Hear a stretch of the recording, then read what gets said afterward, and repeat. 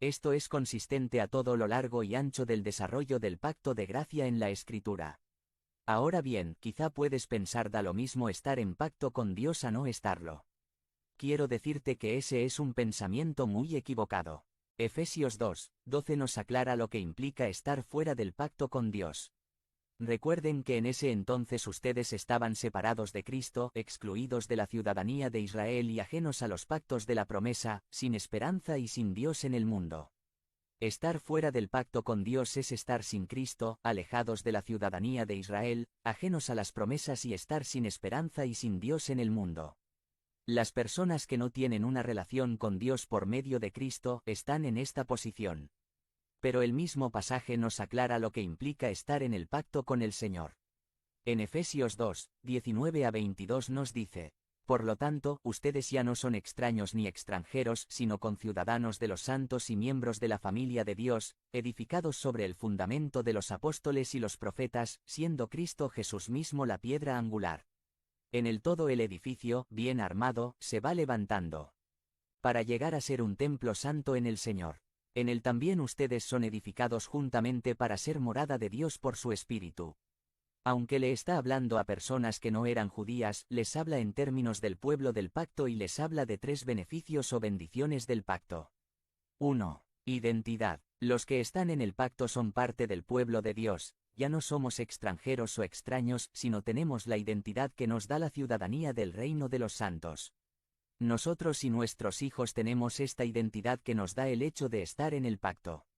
Cuando has tenido la oportunidad de salir del país, al regresar en los módulos de migración encuentras que hay de 2 tipos, para ciudadanos y para visitantes o extranjeros. Qué bien se siente ir directamente al módulo de ciudadanos. Si estás en el pacto con Dios tienes una identidad muy definida, eres parte del pueblo de Dios. Heredero de las promesas con Abraham, Isaac y Jacob. Si vives en el pacto con Dios tienes la bendición de una identidad. No tienes que ir imitando costumbres que no corresponden a tu identidad. No tienes que ir por allí sin rumbo o definición, eres del pueblo de Dios. 2. Comunidad. La segunda bendición del pacto es que el pacto está diseñado para insertarte en una comunidad, en una familia. Dice Efesios que somos miembros de la familia de Dios. Una familia es muy importante. Todos necesitamos una familia. Quizá, lamentablemente, no la tuviste con tus padres y hermanos. Pero en el pacto hay una gran familia a la que se te ha dado. Entrada, la familia de Dios. El pacto nos bendice con una comunidad. Si estás en el pacto con Dios no estás solo. Mira a tu alrededor, estamos aquí para apoyarte, sostenerte, cuidarte, exhortarte, animarte, corregirte y amarte. El pacto te bendice con la familia de Dios.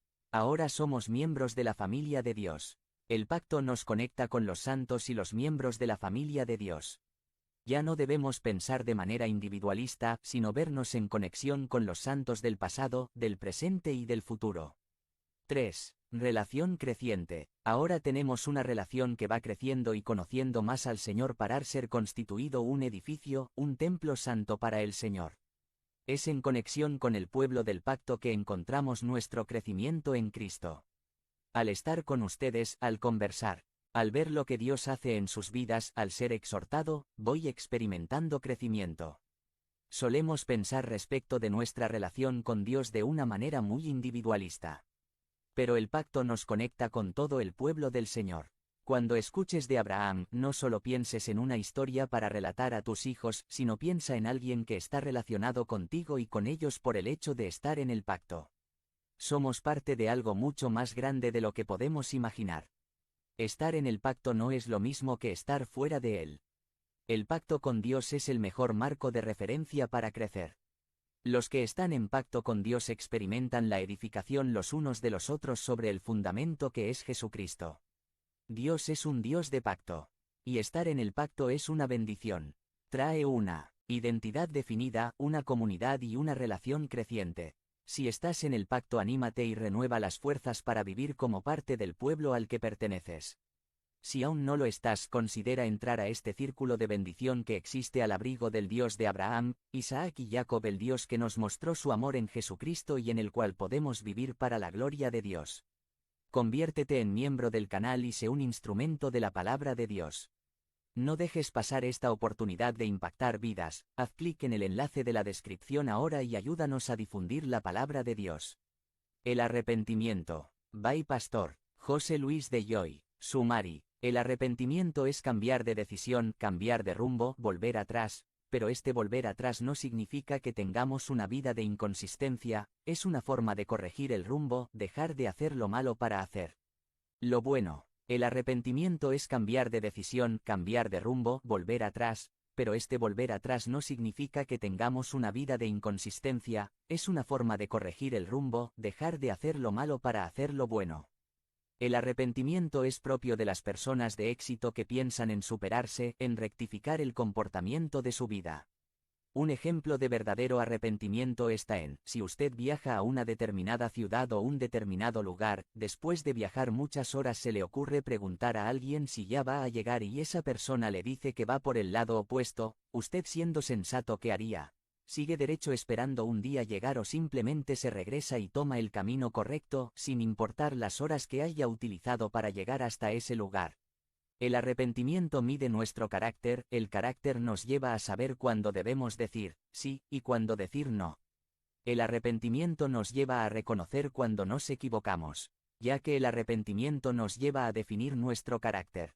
Veamos en qué situaciones se da. 1. En el desierto. V1 En aquellos días vino Juan el Bautista predicando en el desierto de Judea. Juan no buscaba los mejores lugares para predicar, él se dirigía al desierto, un lugar poco agradable para escuchar a alguien. En medio de la comodidad es muy difícil que alguien pueda afinar su carácter.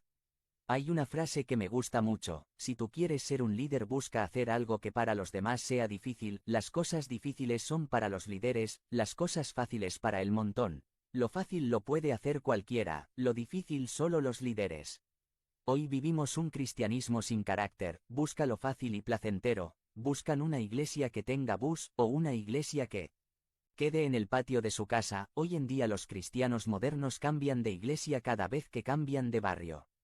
2. En el propósito. V2 Y diciendo, arrepentíos, porque el reino de los cielos se ha acercado. Solo teniendo un propósito claro, sabiendo qué quiero con mi vida, puedo tener el anhelo de arrepentirme. Juan les daba una razón para arrepentirse.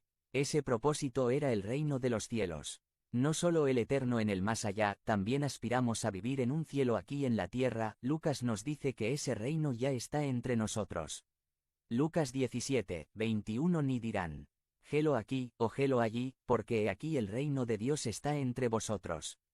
Cuando nos arrepentimos de lo malo que estábamos viviendo y no lo volvemos a hacer, nuestra vida cambia de tal manera que empezamos a experimentar lo que es vivir en un cielo, no porque los otros cambien, tal vez ellos siguen igual, pero Dios nos cambia a nosotros de tal manera que ahora vemos la vida desde otro extremo, desde el extremo de la felicidad. 3. Es para preparación. V3 Pues este es aquel de quien habló el profeta Isaías cuando dijo: voz del que clama en el desierto. Preparad el camino del Señor, enderezad sus sendas. El arrepentimiento nos lleva a darnos un tiempo para hacer las cosas, a planificarlas. El arrepentimiento nos lleva a que hagamos las cosas con un sentido lógico. V7 Al ver el que muchos de los fariseos y de los saduceos venían a su bautismo, les decía: generación de víboras, ¿quién os enseñó a huir de la ira venidera? Muchos se bautizaban solo porque otros lo hacían, sin saber para qué o por qué. Si tú te tomas tu tiempo en hacer las cosas, las vas a hacer bien, ojo.